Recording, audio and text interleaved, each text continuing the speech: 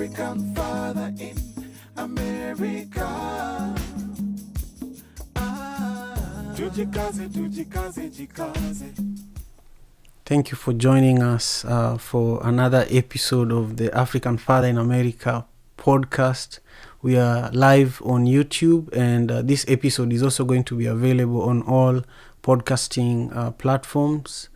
My name is Simon Okelo, and I'm excited to be here with you for this conversation about the current movement to stop the genocidal war in Tigray. I'm really privileged to be here with Meaza Gidey, who is an international relations specialist and a member of Omna Tigray, a non-profit organization that advocates for the protection and development of marginalized people. Meaza is one of the really most amazing women and leaders I've connected with in this last few months. I've learned resilience and just steadfastness by watching her advocate for the safety of her people and to stop the human rights violations that is going on in Ethiopia, especially in the Tigray region. Today we are going to focus on Meaza's story, how she's doing now, and where did her story begin. We are going to talk about the Tigray crisis, just a brief overview of what's going on the ground right now. And then we are going to talk about Omna Tigray, this wonderful organization that is advocating for the protection and development of marginalized people and how you can help. My dear Meaza, share with us your story briefly. Where were you brought up and how are you doing in the midst of the pandemic and all the work you're putting in to end the Tigray genocidal war? Thank you so much, Simon. Thank you for those beautiful words. We're grateful for the platform you continue to provide us in our collective effort to stop the ongoing genocidal war on the people of Tigray. I don't have words to tell you or to express how much this means to us and also the innocent lives that are perishing in the dark. Having said that, my name is Meaza. I was born and raised in Tigray, Ethiopia. Tigray is a region within Ethiopia, on the northern part of Ethiopia. It's a very beautiful region, rich with history and culture, with very hospitable people, hardworking people. However, unfortunately, there is an active genocidal war that was waged against them by the Ethiopian federal government. And as a Tigrayan myself, and also as a human being who abhors injustice and the suffering of innocent people, I have been actively advocating for the safety and protection of the Tigrayan people, but most importantly, to bring global citizens together and to make sure that they stand with the people of Tigray and do whatever they can to stop the ongoing genocide, though. So this is my story. I am also a full-time graduate student, currently doing my master's in international relations. Wow. How are you juggling all this? Like, where do you get the energy and just the zeal to keep going? To be honest, the energy comes from knowing that I don't have any other option but stay strong. Because we're talking about over 6 million people that are in complete darkness, that do not have access to humanitarian aid, to humanitarian needs, and that continue to be bombarded not only by one country, by their own government, but also by a neighboring country. So myself and so many other Tigrayans understand that the responsibility of raising awareness lies on our shoulder. So we're strong because we don't have any other option. But I am also fortunate that I don't have to do anything alone. There are millions and millions Tagaru in the diaspora who are working day and night to, to make sure that the world is aware of the genocidal war. I've seen how amazing the Tigrayan community is. You all had recently you came together and organized and like, was it an entire day of advocacy about the situation in Tigray? Can you speak to that? What happened on Clubhouse? Just share a little story around it briefly, and for those who helped, maybe this is an opportunity to give them some gratitude and just share with us the story of what happened. Right. So we're very few in number. However, we're very united. We're people who always had each other's back. And now that there is a war, we actually even became more closer. It's family member.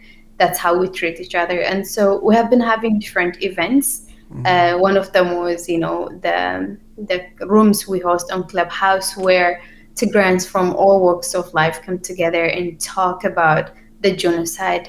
They try to let the international community know about what's happening. They share stories they heard from my family members. They share, stories about how they're being impacted personally, even if they're not on the war zone, but we're directly connected and impacted by the war. So we did that, and I want to give shout out to everybody, be it Tigrayan or non-Tigrayan, who continues to be an ally and a voice for the voiceless. Thank you so much. This situation, the entire Tigrayan genocidal situation is very disheartening. I watched.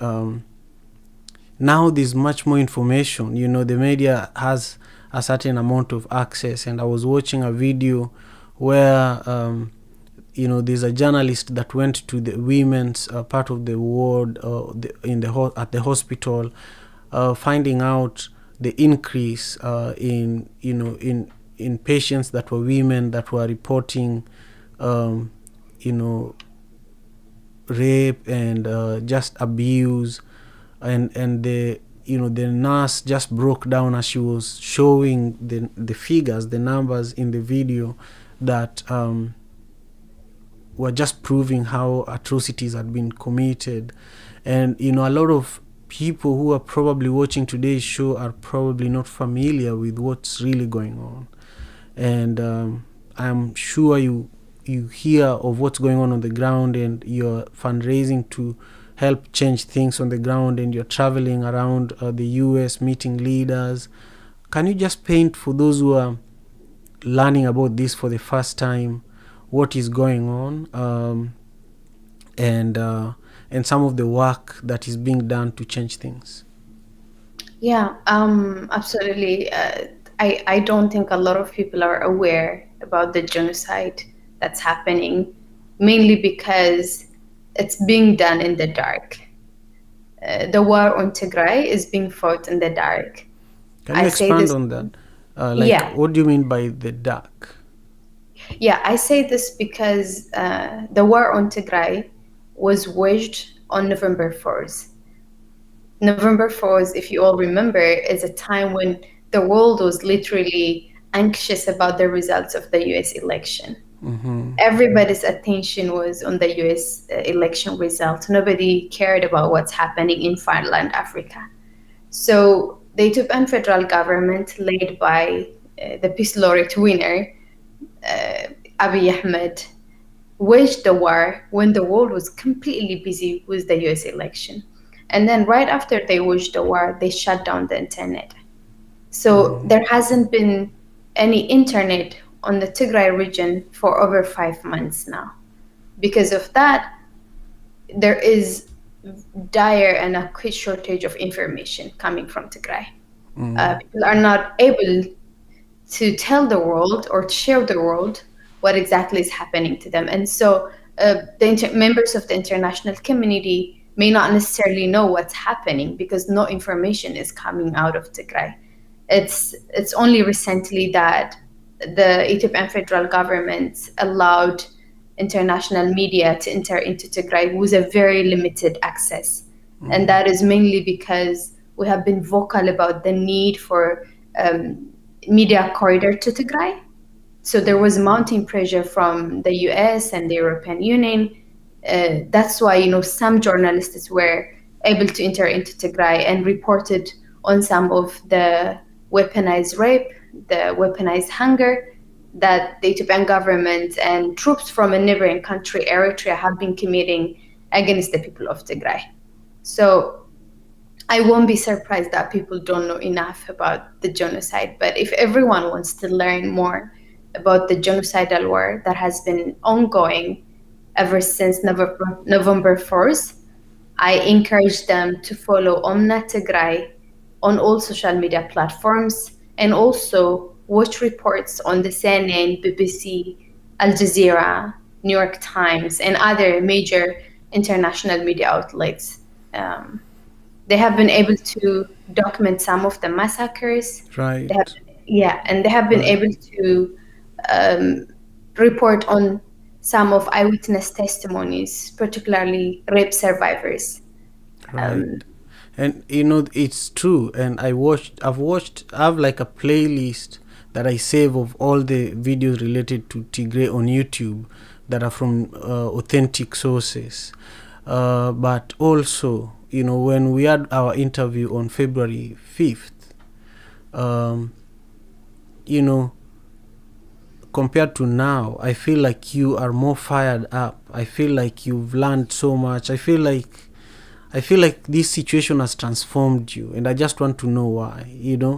Like, what is it that has changed for you between February and now, and why is it that you're creating time in between your classes, in between your life, no matter what, you are in the front line of ensuring that you actually act as the voice of those who are voiceless in the Tigray region. Why are you doing it? Yeah, at the beginning, I was desperate as everybody else. I didn't have any clue. We didn't know what to do because we weren't prepared for this. We're just young Tigrayans who were busy with their own life, trying to make, life better for themselves. Although we were engaged in community activities, but we were not ready for this kind of responsibility. So we wanted to help, but we really didn't know how. But now, more people had came together. We're united than ever, and there is a huge support from the behind. You just see me doing the talking, but there are so many amazing young Tigrayans working day and night behind the scenes. So that gives me courage. But at the same time, with the very limited access we have to Tigray, we're learning about the level of the atrocities that are being committed against our people. And that makes me more angry, and I'm trying to translate my anger into action, into something productive. So I am angry and hurt beyond words can express, but I also know that I have to use my anger as an energy to keep on going, to keep on advocating, to speak on behalf of my people that cannot use their voice, to speak about the horrid situation that they're put in because they elected their local governments. Right. And I can feel it. I can feel that, the responsibility is on your shoulder and you're carrying it very well and very, people who know you won't even know how much you're working on and dealing with right now. And because I deal with the kind of responsibility you're speaking about since I was 8 years old. My mom raised us in a very, very difficult situation, and since then, when I was 8, I was given a bike and I was distributing milk and bread in our neighborhood, and I started running a business then to support her, and we've had an orphanage home since 1997 until now. I'm now responsible for the whole running of that space that has, that helped HIV/AIDS orphans in the 90s, is still supporting a lot of youths. I have people that work for my organization, I'm doing a lot of work around protecting Lake Victoria, so planting a lot of trees, bringing people together. So it's always work that people from outside think it's easy because they see it happening, but they don't know what your body is feeling. Right, So right. I commend you. And yeah, and I want to congratulate you and commend you on the work that you do and have done. It's amazing that, the little things we do in life make greater impact, an impact that travels beyond, the miles we walk. Right. So I am sure, that the orphans that you're caring for now, the things that you're doing, you'll see them making an impact in others' life. You'll see them making a difference. So I just want you to, to be proud of yourself and the work that you do. And I'm sure your girls are so proud of you to have a father who's not only, good father to them, but also a very good role model to men like him, and who's also giving back to his community and society. So that's just amazing, such an incredible thing that you're doing. And I am glad to know the things that you're doing. It's amazing. Yeah, so it's so much, and I just want you to know that we should be focusing on development instead of crisis, as Africans, and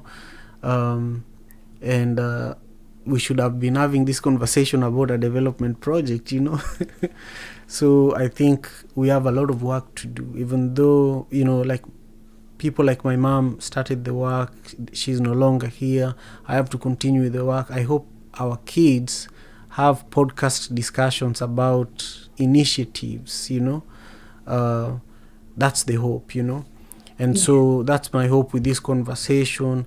But I wanted you to just share with me what's going on with Omna Tigray. If you look back, let's say February 5th as well, Omna Tigray was a great organization, but now just from the outside looking in, it seems very well organized. If you look at the quality of the content on Instagram, on Twitter, it's high quality content. If you look at the events that have happened recently, you see that the leadership is working and there is support. So I want to learn more about some of the victories and also some of the challenges. When we have things that are happening well, we need to talk about those and then talk about the challenges. Yeah, Omna Tigray, it's a non-profit organization that was established in response to the ongoing Tigray genocide. It's an organization run by young Tigrayan professionals based everywhere in the world. We came together in order to have an educated advocacy that focuses on the development, well-being, and protection of marginalized communities, particularly the people of Tigray. At the moment, we're actively engaged in raising awareness about the ongoing genocide, and we're also pushing policymakers and international actors into taking concrete steps that would enable to stop the genocide that has so far claimed the lives of thousands, if not millions, innocent lives. The quality of the work that we put in is a reflection of the dedication as well as the intellect and wisdom of the people that are working behind the scenes. We have a group of amazing Tigrayans who are putting in 101% into the work that you see published on all our social media platforms. All of this is being done on voluntary paid basis. Nobody gets paid, but we don't sleep throughout the night because, as I said earlier, we know that the responsibility of saving our lives, our people's life depends on the work we put in. So we organize different targeted campaigns on Twitter, petitions. We organize events, panel discussions where we invite different professionals and expertise to talk about the genocide and how it's impacting the lives of innocent people, and also what people can do in order to end the genocide. So I very much encourage everyone to visit our website, omnatigray.org, and also to follow us on all social media so that they can learn more about the genocide and on how they can also help us. But Omna, it's a Tigrinya word, and it means like a big tree with beautiful leaves, and we chose that name because it's simple. It's a symbol that speaks to the fact that despite the hard challenge the people of Tigray are faced with at the moment, they will continue to prevail and flourish. So that's what Omna means, and this is what we do. I love it. I love everything you said, and I just love. I wanted to ask you what Omna means, and you just answered it. Last time when we met, I gave you a chance to talk to African fathers worldwide who are watching and listening to the African Father in America podcast. And you said you urged them to amplify voices of vulnerable people in the community and to put pressure on politicians, especially when it relates to the Tigray genocidal war, so that they can do what? What would you like them to do now? I would implore them to do the same, particularly for African fathers. I would very much urge them to reach out to their leaders. I know Africa leaders are not known to listen to their people. However, this is a time where we can challenge them into listening to their people. I say this because the Ethiopian genocidal regime is trying to use the concept of Pan-Africanism as an excuse to prevent international intervention into Tigray. However, I would like to urge African fathers that Pan-Africanism doesn't necessarily mean protecting dictator regimes. Pan-Africanism goes beyond statehood. It goes beyond protecting dictator and corrupt governments. Pan-Africanism should be centered on the safety and well-being of African citizens, African lives, not necessarily on African genocidal governments. So if African fathers understand this, then I believe that they will do right by the people of Tigray by lobbying their leaders into not standing with the Ethiopian government. Because when the head of African Union decided to justify the ongoing genocide on the people of Tigray by supporting the Ethiopian federal government, he is failing African people. He's failing the notion of Pan-Africanism. So we're going to need African fathers, first of all, to educate themselves further about the Tigray genocide, and after that, to actively reach out to their local leaders, to their faith leaders, to their university professors, create a platform where you will raise awareness about the ongoing genocide in Ethiopia, Tigray. Because if we don't do that today, after 20 years, after 10 years, history is going to come back to hunt us down. We're going to be asked, what did you do when innocent lives were being exterminated in the dark in Tigray, Ethiopia? And we wouldn't have any good answer if we don't act today. So again, I urge African fathers not to fail the people of Tigray, just how the international community, particularly Africans, failed the people of Rwanda in the early 90s. So we have an opportunity to do better by advocating for the safety and protection of the people of Tigray, particularly by pushing for cessation of hostilities in Tigray, by pushing for unfettered and unrestricted humanitarian access to Tigray, so that the 4.5 million people that are being starved in the days could have access to life-saving humanitarian aid, by advocating for the withdrawal of all foreign forces, all invading forces from Tigray, particularly the Eritrean troops, Ethiopian National Army, and the Amhara militias, because these are the actors that are committing most of the atrocious war crimes and crimes against humanity in Tigray, Ethiopia. So African fathers can stand by the people of Tigray by doing these things, but also by joining our movement on Twitter by using the hashtag Tigray genocide.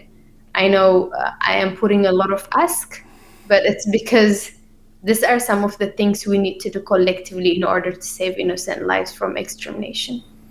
Thank you. Thank you so much, Meaza. It's been wonderful having this conversation with you. It's truly a privilege. And if you're joining us now, my name is Simon Okelo. I am the host of the African Father in America podcast. We are live here on YouTube, and this episode will also be available on all audio platforms in the next few weeks. I was having the conversation here today with my dear sister Meaza Gidey, who is an international specialist in international relations and a member of Omna Tigray. We talked about her story. We talked about the Tigray crisis and Omna Tigray, the organization, and the important work that they're doing voluntarily. Meaza shared how you can help. Please use Tigray genocide as the hashtag and use it to look for what's going on consistently. With that, I just thank you very much for being here with us for today's conversation. Meaza, do you have anything that I didn't ask you that you want to share with our viewers? Do you have any question for me? No, I just want to take this opportunity to thank you again for continuously providing us with the platform to raise awareness. We're grateful and we appreciate you. And I also want to encourage your audience, your listeners, to follow Omna Tigray on Twitter, on Instagram, and Facebook, so that they can continue to be, to have access to updated information about the genocide, and also on ways how they can be part of the effort to stop it. Having said that, thank you so much. We depend on platforms like yourselves to raise awareness, to make sure that the international community and global citizens are aware of the situation that's happening in Tigray. Thank you so much. It's my pleasure. I'm happy to be involved. Have a wonderful evening, and I'm looking forward to connecting with you again very, very soon. Thank you so much. Take care. Thank you. Father in America. Tujikaze, jikaze. Tujikaze, jikaze. African